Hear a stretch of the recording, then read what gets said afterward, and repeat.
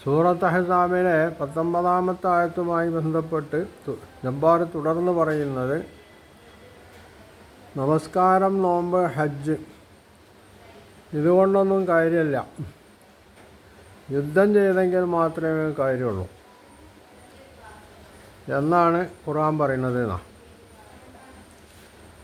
മാത്രമല്ല, മക്കയിലും മദീനയിലും ആദ്യത്തിൽ മുഹമ്മദ് പറഞ്ഞിരുന്നത്, നിങ്ങൾക്ക് നിങ്ങളുടെ മതം, എനിക്ക് എൻ്റെ മതം, മതത്തിൽ ബലാത്കാരത്തിൻ്റെ പ്രശ്നമില്ല എന്നൊക്കെ ബഡായി പറയുകയായിരുന്നു.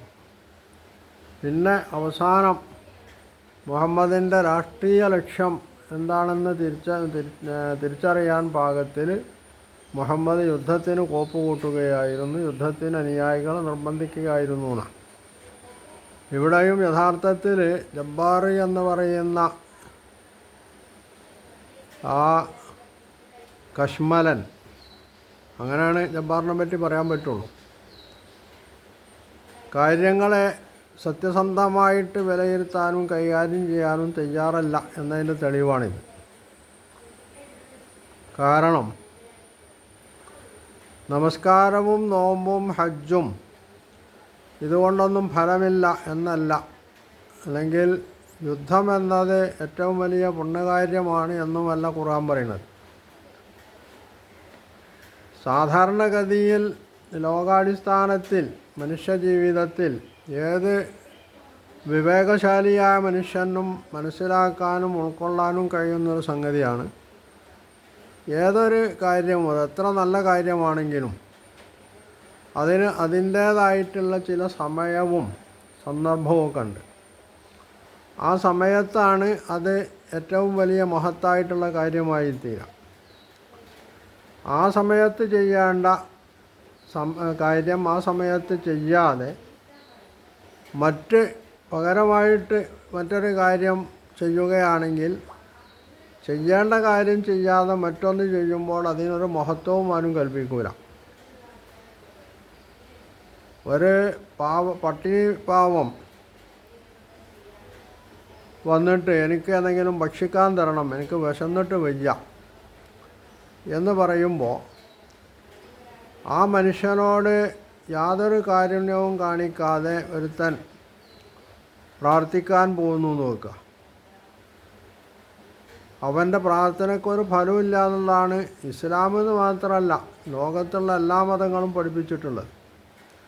അതുകൊണ്ടാണ് ഈസാ നബി അലൈഹി സ്വലാം, യേശു ക്രിസ്തു മനുഷ്യൻ അപ്പം കൊണ്ട് മാത്രമല്ല എന്ന് പറഞ്ഞതായിട്ട് ബൈബിൾ ഉദ്ധരിക്കുന്നുണ്ട്. അപ്പോൾ മനുഷ്യന് ഓരോ സന്ദർഭത്തിലും ചെയ്യേണ്ട ഓരോ സംഗതി ഉണ്ടാവും. ആ സന്ദർഭത്തിൽ അതാണ് പുണ്യകരമായി തീരാം. ആ സമയത്ത് മറ്റൊരു കാര്യം ചെയ്യുമ്പോൾ അത് പുണ്യമാവില്ല എന്ന് മാത്രമല്ല, അതിൽ നിന്നൊക്കെ വിമുഖത കാണിച്ച് ചെയ്യേണ്ടത് ചെയ്യാതെ പോകുന്ന ആളുകളെ സംബന്ധിച്ചിടത്തോളം യഥാർത്ഥത്തിൽ അവർ ഏതൊരു കാര്യമായിരുന്നാലും, ഏത് മതമാവട്ടെ അല്ലെങ്കിൽ ഇസങ്ങളാവട്ടെ രാഷ്ട്രീയ സിദ്ധാന്തങ്ങളാവട്ടെ, ഏതായിരുന്നാലും അയാളത് ഉൾക്കൊണ്ടിട്ടില്ല എന്നാണ് അതിനർത്ഥം. ഇവിടെ ഇസ്ലാമിൻ്റെ മാത്രം പ്രത്യേകതയായിട്ടല്ല ഇത് മനസ്സിലാക്കേണ്ടത്. ലോകത്ത് ഏത് പ്രസ്ഥാനവുമായി ബന്ധപ്പെട്ട് ആണെങ്കിലും ആ പ്രസ്ഥാനം മുന്നോട്ട് വെക്കുന്ന ആ പ്രസ്ഥാനത്തിൻ്റെ മാർഗത്തിൽ സാഹസികമായിട്ട് ചെയ്യേണ്ടുന്ന ത്യാഗം ചെയ്യേണ്ടുന്ന സന്ദർഭം വരുമ്പോൾ ആ ത്യാഗത്തിന് സന്നദ്ധനല്ലാതെ വളരെ നിസ്സാരമായിട്ടുള്ള എന്തെങ്കിലും കാര്യത്തിൽ ഏർപ്പെടുക എന്ന് പറഞ്ഞാൽ ആ പ്രസ്ഥാനം അത് അംഗീകരിച്ചു വരില്ല. ഇത് ഇസ്ലാമിൻ്റെയും കാര്യമാണ്. മദീനയെ ആക്രമിക്കാൻ വന്ന ഒരു സംഘത്തിൻ്റെ മുമ്പിൽ അവരെ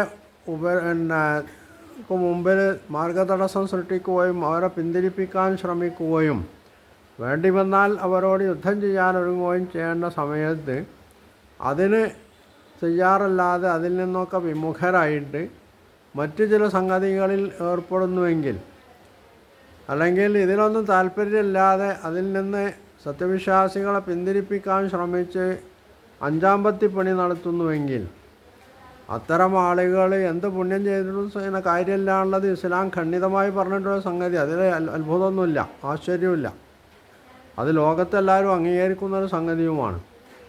അപ്പോൾ പാകിസ്ഥാനുമായിട്ട് അല്ലെങ്കിൽ ചൈനയുമായിട്ട് യുദ്ധം നടക്കുന്നു നമുക്ക് ഇന്ത്യ യുദ്ധം ചെയ്യുന്നു. ഈ ഘട്ടത്തിൽ ജബ്ബാറിനെ പോലുള്ള ഒരുത്തന് അതിനൊന്നും എന്നെ കിട്ടൂല, ഞാനിവിടെ ഖുർആനെ വിമർശിച്ച് ഇസ്ലാമിനെ തകർത്തിട്ട് എനിക്ക് വല്ലതും ചെയ്യാൻ കഴിയുള്ളൂ എന്ന് ജബ്ബാർ പറഞ്ഞാൽ, ജബ്ബാറിൻ്റെ ഈ പ്രവൃത്തി ജബ്ബാറിൻ്റെ മനസ്സിൽ എത്ര ഉത്തമമായിട്ടുള്ള സംഗതിയായിട്ടും കാര്യമില്ല, ഇന്ത്യ ഗവൺമെൻറ് ജബ്ബാറിനെ പിടികൂടും. ഇത് ജബ്ബാറുമായിട്ട് ബന്ധപ്പെട്ട സംഗതി ആയതുകൊണ്ട് ഉദാഹരണം പറഞ്ഞു എന്നേ ഉള്ളൂ. കാരണം ജബ്ബാറിൻ്റെ കാഴ്ചപ്പാടിൽ ഏറ്റവും മഹത്തായിട്ടുള്ള സംഗതിയാണല്ലോ ഇസ്ലാമിനെ തകർക്കാനുള്ളത്. അപ്പോൾ ഇസ്ലാമിൻ്റെ കാഴ്ചപ്പാടിൽ ഇസ്ലാമിക രാഷ്ട്രത്തിനെതിരിൽ ഒരു കൂട്ടർ യുദ്ധത്തിനൊരുങ്ങി വന്നാൽ അവിടെ യുദ്ധത്തിന് തയ്യാറെടുക്കാനുള്ളത് ആ രാഷ്ട്രത്തിലുള്ള എല്ലാ പൗരന്മാരുടെയും വിശേഷിച്ച് പുരുഷന്മാരുടെ ബാധ്യതയാണ്.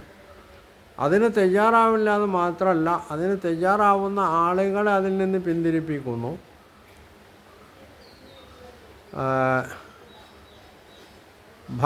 ഭയചകിതമായിട്ടുള്ള സാഹചര്യങ്ങൾ വരുമ്പോൾ ഈ ബോധം കെട്ട് വീണ ആളുകളെ പോലെ പ്രവർത്തിക്കുന്നു. ശത്രു പിന്തിരിഞ്ഞു പോയി കഴിഞ്ഞാൽ പിന്നെ സത്യവിശ്വാസികളെ ആക്ഷേപിക്കുന്നു. ശത്രുവിൽ നിന്ന് വിശ്വാസികൾക്ക് യുദ്ധധനമായിട്ട്, ഇവിടെ ജബ്ബാർ പറയുന്നത് കൊള്ളാന്നാണ്. എന്താണ് കൊള്ള എന്നും യുദ്ധമെന്നും യുദ്ധധനമെന്നും യുദ്ധതന്ത്രമെന്നും മനസ്സിലാവാത്തത് കൊണ്ടല്ല ജബ്ബാറിന്.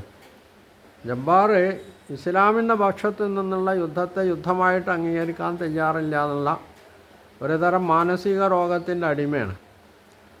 അതോനങ്ങനെ വിളിച്ചു പറയുന്നു എന്നേ ഉള്ളൂ.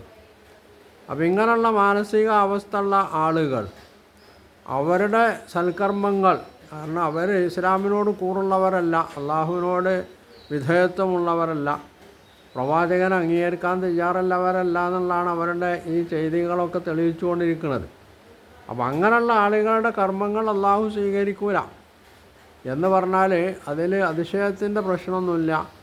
അള്ളാഹു ആവശ്യപ്പെടുന്ന രീതിയിൽ ജീവിതത്തെ അള്ളാഹുവിന് സമർപ്പിക്കുന്നവരുടെ ജീവിതം, പ്രവർത്തനങ്ങൾ, സൽക്കർമ്മങ്ങൾ മാത്രമേ അള്ളാഹ് അംഗീകരിക്കുള്ളൂ എന്നുള്ളത് അള്ളാഹു ആവർത്തിച്ച് വിശുദ്ധ ഖുർആനിലൂടെ പറഞ്ഞിട്ടുള്ള സംഗതിയാണ്. അതുതന്നെയാണ് ഇവിടെയും ആവർത്തിച്ചിട്ടുള്ളത്. ഇനി മക്കയിലും മദീന ജീവിതത്തിൻ്റെ ആദ്യത്തിലും മുഹമ്മദ് പറഞ്ഞിരുന്നത് ലക്കും ദീനുക്കും വലിയ ദീൻ, നിങ്ങൾക്ക് നിങ്ങളുടെ മതം, എനിക്കെൻ്റെ മതം, ലാ ഇക്റാഹ ഫിദ്ദീൻ, മതത്തിൽ ബലാത്കാരമില്ല എന്നൊക്കെയാണ്. ഈ ബഡായി പിന്നീട് മുഹമ്മദ് ഒഴിവാക്കി എന്നാണ് ജബ്ബാറിൻ്റെ ഇതാണ് അർത്ഥരഹിതമായിട്ടുള്ള, അല്ലെങ്കിൽ പിച്ചുമ്പയും പറയാമെന്നാണ് ഇതിന് പറയേണ്ടത്. കാരണം ഒരു പ്രസ്ഥാനത്തിൻ്റെ മുന്നോട്ടുള്ള ഗതിയിൽ, അതിൻ്റെ പ്രവർത്തന മാർഗത്തിൽ അതിന് പലപ്പോഴും പല നയങ്ങൾ സ്വീകരിക്കേണ്ടി വരും.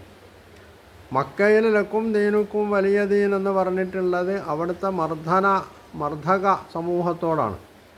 നിങ്ങൾക്ക് നിങ്ങളുടെ മതവുമായി മുമ്പോട്ട് പോവാം, അതുപോലെ എനിക്ക് എൻ്റെ മതവുമായിട്ട് മുമ്പോട്ട് പോവാൻ അവകാശമുണ്ട്, ആ സ്വാതന്ത്ര്യം എനിക്ക് വകച്ചു തരണം എന്നാണ് അവിടെ പറയുന്നത്.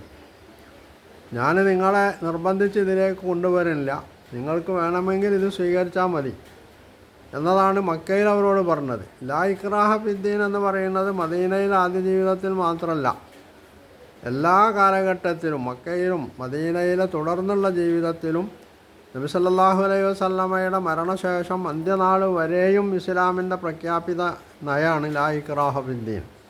ഒരു മനുഷ്യനെയും നിർബന്ധിച്ച് ഇസ്ലാമിലേക്ക് ആദർശം അംഗീകരിക്കാൻ വേണ്ടി നിർബന്ധിക്കാനുള്ളതില്ല എന്നുള്ളത് അന്നും ഇന്നും ഒക്കെ ഇസ്ലാമിൻ്റെ നയം തന്നെയാണ്. അതിലൊരു മാറ്റവും വന്നിട്ടില്ല. യുദ്ധത്തെ അതുമായി കൂട്ടിക്കുഴക്കുന്നിടത്താണ് ജബ്ബാറിന് അക്കിടി പറ്റിയിട്ടുള്ളത്. അല്ലെങ്കിൽ അക്കിടി പറ്റാന്ന് അതിന് പറയേണ്ടതില്ല, ജബ്ബാർ ബോധപൂർവം അത് വരുത്തി തീർക്കുകയാണ് ചെയ്യുന്നത്. ഇവിടെ ശത്രു രാഷ്ട്രത്തിൻ്റെ അതിൽ വാളുവാങ്ങി വരുമ്പോൾ അവിടെ ശത്രുവിനോട് ഇസ്ലാം സ്വീകരിക്കണം എന്നല്ല പറയുന്നത്, ശത്രുവിനെ തുരത്തുകയാണ്. അതിനാണ് വാളെടുക്കുന്നത്, കുന്തമെടുക്കുന്നത്, അല്ലെങ്കിൽ തോക്കെടുക്കുന്നത്. ഇതും ലാ ഇക്റാഹ ഫിദ്ദീൻ എന്ന് പറയുന്നതുമായിട്ട് ഒരു പൊരുത്തക്കേടുമില്ല. ഈ ശത്രുവിനോട് പോലും അവർ സന്ധിക്ക് സന്നദ്ധരായി മുമ്പോട്ട് വരാണെങ്കിൽ സന്ധി ചെയ്യണം എന്നാണ് ഇസ്ലാം കൽപ്പിച്ചിട്ടുള്ളത്. വൈൻ ജനഹു ലിസ്സൽമി ഫജനഹ് ലഹ, അവർ സന്ധിക്ക് തയ്യാറാണോ നീയും സന്ധിക്ക് തയ്യാറാവണമെന്ന് ഖുർആൻ പറയുന്നുണ്ട്. അപ്പോൾ യുദ്ധമല്ല ഇസ്ലാമിൽ പ്രധാനം. ശത്രു യുദ്ധത്തിന് ഒരുങ്ങി വരുമ്പോൾ അവിടെ യുദ്ധം ചെയ്യാനുള്ള പുണ്യം തന്നെയാണ്. അത് ഇസ്ലാമിൽ പുണ്യമാണ്. അതുപോലെ തന്നെ ആധുനിക ജനാധിപത്യ മതേതര രാഷ്ട്രങ്ങൾ പോലും രാഷ്ട്ര സംവിധാനവുമായിട്ട് ബന്ധപ്പെടുമ്പോൾ അവിടെ യുദ്ധം ചെയ്യാന്നുള്ളത് പരമപ്രധാനമായിട്ടുള്ള ഒരു കർമ്മം, ഭടൻ്റെ അല്ലെങ്കിൽ പൗരൻ്റെ ഒരു ബാധ്യതയായിട്ടാണ് കാണുന്നത്. യുദ്ധത്തിന് ഒരുങ്ങിയിട്ടില്ലാത്ത, അതിന് പരിശീലനം നേടിയിട്ടില്ലാത്ത ആളുകൾ യുദ്ധത്തിന് വരണമെന്ന് ഒരിക്കലും പറയില്ല. അവർ പക്ഷേ അതിനെതിർ നിൽക്കാതിരിക്കണം. ഇവിടെ മദീനയിൽ സംഭവിച്ചത് എന്താണ്? ഈ മുനാഫിക്കുകൾ എന്ന് പറയുന്ന ആളുകൾ, അവർക്ക് യുദ്ധം ചെയ്യാൻ സാധ്യമല്ലെങ്കിൽ അവർക്ക് മാനസികമായിട്ട് ഇതിനെ അനുകൂലിക്കാം. ഏറ്റവും ചുരുങ്ങിയത് വിരുദ്ധമായിട്ടൊരു പ്രസ്താവനയും നടത്താതിരിക്കാം. അതൊന്നും ചെയ്യണതിന് പകരം അവർ മുസ്ലിങ്ങളെ ഇതിൽ നിന്ന് പിന്തിരിപ്പിക്കാൻ ശ്രമിച്ചു എന്നുള്ളതാണ്. അതുകൊണ്ടാണ് ഖുർആൻ അവരെ അധിക്ഷേപിക്കുകയും അല്ലെങ്കിൽ കുറ്റപ്പെടുത്തുകയും അവരുടെ കർമ്മങ്ങളൊന്നും അല്ലാഹുവിങ്കൽ സ്വീകാര്യമാവുകയില്ല എന്ന് പറയുകയും ചെയ്യുന്നത്. ഇവിടെ ഒരിക്കലും ഇസ്ലാമിൻ്റെ പ്രഖ്യാപിത നയത്തിന് എതിരല്ല യുദ്ധം എന്ന് പറയുന്നത്. യുദ്ധത്തിൻ്റെ സാഹചര്യത്തിൽ യുദ്ധം തന്നെയാണ് പുണ്യകർമ്മം. അതിന് വിരുദ്ധമായിട്ടുള്ള നിലപാട് സ്വീകരിക്കുന്ന ആളുകളെ ഏത് രാഷ്ട്രവും കപടന്മാരോ അഞ്ചാമ്പത്തികളോ രാഷ്ട്രവിരുദ്ധരോ ചാരന്മാരോ ഒക്കെ ആയിട്ടാണ് കണക്കാക്കുക. അത് തന്നെയാണ് ഇവിടെ ഇസ്ലാമും കണക്കാക്കിയിട്ടുള്ളത്. ആ കാര്യമാണ് ഇവിടെ ഖുർആൻ വളരെ വ്യക്തമായി വെട്ടിത്തുറന്ന് പറഞ്ഞിട്ടുള്ളത്.